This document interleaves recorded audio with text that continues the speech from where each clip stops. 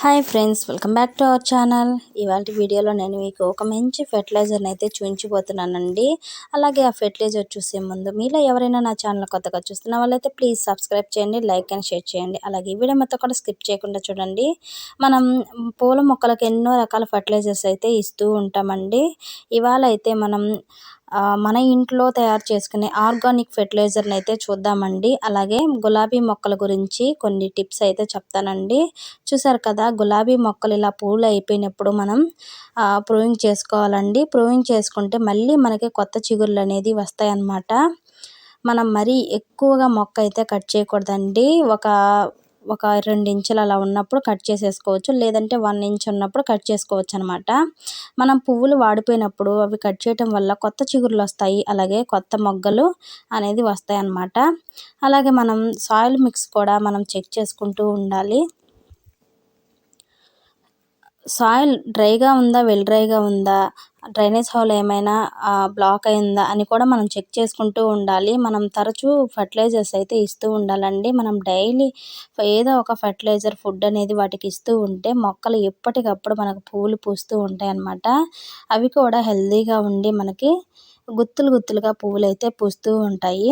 అలాగే గులాబీ మొక్కలైతే మనం ఏదైనా కలుపు మొక్క ఉన్నా కానివ్వండి, అవన్నీ కూడా పీకేసుకోవాలండి. వాటికి ఎటువంటి మొక్క కూడా ఉండకూడదు, అది ఒక్కటి మాత్రమే ఉండాలి.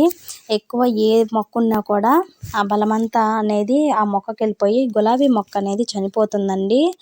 మనం ఇచ్చే ఫర్టిలైజర్స్ మంచిగా చిగుర్లు వచ్చి పువ్వులైతే మంచిగా గుత్తులు గుత్తులుగా అయితే వస్తాయండి.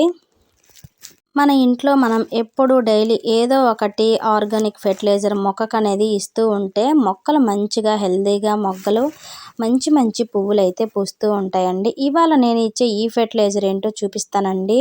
మనం ఇంట్లో తరచూ డైలీ ఏదో ఒక వంట చేసుకుంటూ ఉంటాం కదా, అప్పుడు మనం కందిపప్పు కానివ్వండి, పెసరపప్పు కానివ్వండి కడుగుతూ ఉంటాం కదా. ఇదైతే నేను కందిపప్పు కడిగిన వాటర్ అండి. నేను 1 డే మొత్తం కూడా ఫెర్మెంట్ చేశాను. మనం ఫస్ట్ సారి కడిగిన కందిపప్పు వాటర్ అయితే ఇలా ఒక బౌల్లో తీసి పెట్టేసుకొని 1 డే వరకు ఫర్మెంట్ చేసేసుకొని ఇలా వాటర్లో డైల్యూట్ చేసుకోండి. తర్వాత ఇంకొకటి వచ్చేసి గంజి ఉంటుంది కదండి. మనం గంజి ఎంత చిక్కగా ఉంటుందో మీకు తెలుసు కదా. గంజి చాలా విధాలుగా చాలా రకాలుగా ఉపయోగపడుతుంది.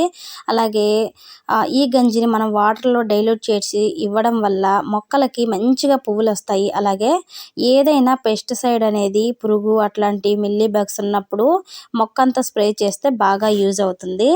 ఇకపోతే ఇవైతే బియ్యం కడిగిన వాటర్ అండి. ఈ బియ్యం కడిగిన వాటర్ కూడా మనం ఒక దాంట్లో తీసి పెట్టేసుకొని ఆ 3 కూడా ఒకే రోజు ఫర్మెంట్ చేసుకోవాలండి. 1 డే వరకు మొత్తం పూర్తిగా ఫర్మెంట్ అయ్యాక మనం మొక్కలకి ఇలా వాటర్లో డైల్యూట్ చేసి మరీ చిక్కగా మాత్రం అసలు ఇవ్వకండి. ఎందుకంటే మనం ఆల్రెడీ గంజి ఇచ్చాం కదా. గంజిలో మనకి మొక్కకి ఇచ్చినప్పుడు చిక్కగా ఉన్నప్పుడు లోపలికి అనేది దిగదన్నమాట. మనమైతే పల్చగా వీలైనంత పల్చగా అయితే చేసుకొని మొక్కకి ఇచ్చామంటే మంచి ఫలితాలు అయితే ఉంటుందండి.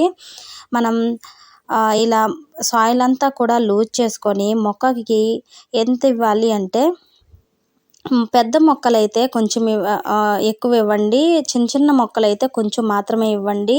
చాలా మంచి రిజల్ట్స్ అయితే వస్తుందండి ఈ వాటర్ ఈ ఫెర్టిలైజర్ వేయడం వల్ల.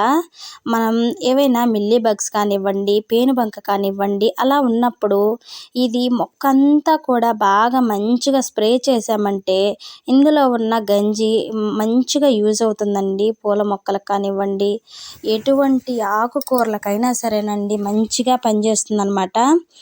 మనం టమాటా మొక్కలు చాలా బాగా మిల్లీ బగ్స్ కానివ్వండి అట్లాంటివి ఉంటాయి. అలాగే ఆకుముడత అనేది కూడా వస్తుంది.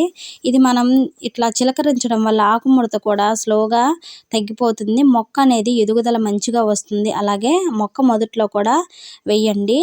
మొక్క అయితే మంచి రిజల్ట్స్తో మంచిగా వస్తుందండి, నీట్గా పెరుగుతుంది మనకి. ఇవి వచ్చేసి బంగాళాదుంపలు. చూసారు కదా, ఏ పురుగు ఏ పెస్టిసైడ్ లేకుండా మనం ఇలా ఫెర్టిలైజర్ ఇచ్చేటప్పుడు మనం ఇలా చిలకరించామంటే మంచిగా యూజ్ అవుతుందండి. చూసారు కదా, పువ్వులు పుయ్యాలన్నా మన గార్డెన్లో ప్రతి దానికండి ఈ ఫెర్టిలైజర్. Bye friends.